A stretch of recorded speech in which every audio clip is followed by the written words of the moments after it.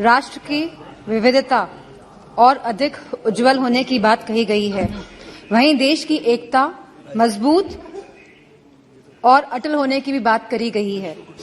हम सभी सांसदगण इस बात को मानते हैं, इस बात से सहमत है, लेकिन लगभग एक दशक से जिस विश्वास के साथ देशवासियों ने 2 बार एक स्थिर सरकार चुनी है, जहां आत्मनिर्भर बनने की बात कही गई है, जहां भ्रष्टाचार मुक्त होने की बात कही गई है, जहां स्मार्ट सिटी की बात कही गई है, जहां कालाधन वापस लाने की बात कही गई है, वहीं आज हमारे समक्ष हिडेनबर्ग की भी रिपोर्ट आई है, जहां मैं समझती हूं कि सरकार प्रतिबद्ध है देश के प्रति कि उसे जवाब देना पड़ेगा कि हिडेनबर्ग की रिपोर्ट में क्या सच्चाई है।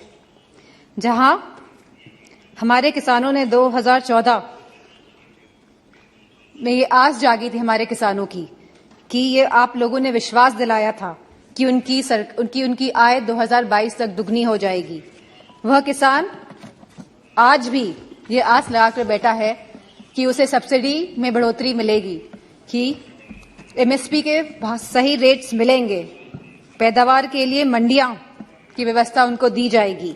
एक समय ऐसा था जब किसान विश्वास के साथ आपकी तरफ देखता था, वही किसान आज निराशाजनक आंखों से आपकी तरफ देख रहा है।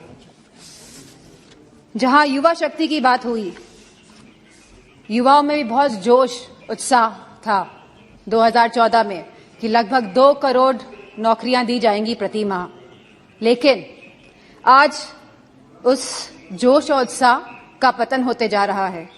आज जहां अग्निवीर जैसी योजना लेके आई है सरकार, तो उनका आत्मविश्वास तोड़ने का काम किया है सरकार ने।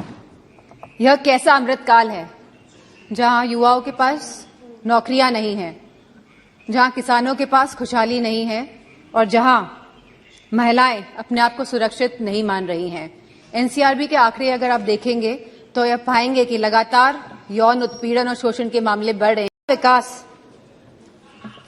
और सबका साथ की बात भी करी है, लेकिन उत्तर प्रदेश में नियुक्तियों में सबसे ज्यादा भेदभाव भाजपा की सरकार में हुआ है।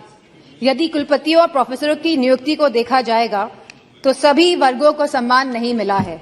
जहां राष्ट्रपति जी ने अनुसूचित जाति, जनजाति, पिछड़ा वर्ग, अति पिछड़ा वर्ग की भी बात करी है, लेकिन जातिगत जनगणना की बात नहीं हुई है।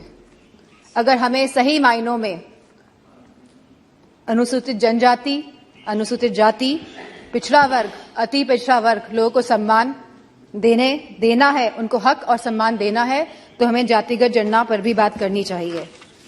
इसी के साथ जहां कहा गया था कि नमामि गंगे, जहां गंगा की सफाई की बात करी गई थी, गंगा में क्रूज चलाने की कभी बात नहीं करी गई थी। जहां गंगा की सफाई की बात करी गई थी, आज भी गंगा का पानी शुद्ध नहीं हो पाया है, क्योंकि जब काली नदी और यमुना का गंदा पानी गंगा में जाएगा, जब तक ये नदियां शुद्ध नहीं होंगी तब तक गंगा का पानी भी साफ नहीं हो सकता है। तो मेरा मानना है कि सरकार संवेदनशील नहीं है इन मामलों को लेके, और जहां सरकार कोविड की बात करती है, अपनी पीठ थपथपाती है लगातार, वहीं पे हम सभी जानते हैं कि कोविड में क्या स्थिति हुई थी भारत की। जहां सरकार ने एक तरफ कलकत्ता के चुनाव कराए थे, वहीं उत्तर प्रदेश में भी देखा गया था कि सरकार परिजनों को जलाने के लिए लकड़ी तक उपलब्ध नहीं करा पाई थी। तो मेरा मानना है कि जो आप स्वर्ण भारत की बात कर रहे हैं और आने वाले 25 सालों की बात कर रहे हैं, आप बीते हुए एक दशक की बात नहीं कर रहे हैं, जहां आप लगभग 10 साल का आप अपना टेन्योर, अपना काल खत्म करने जा रहे हैं।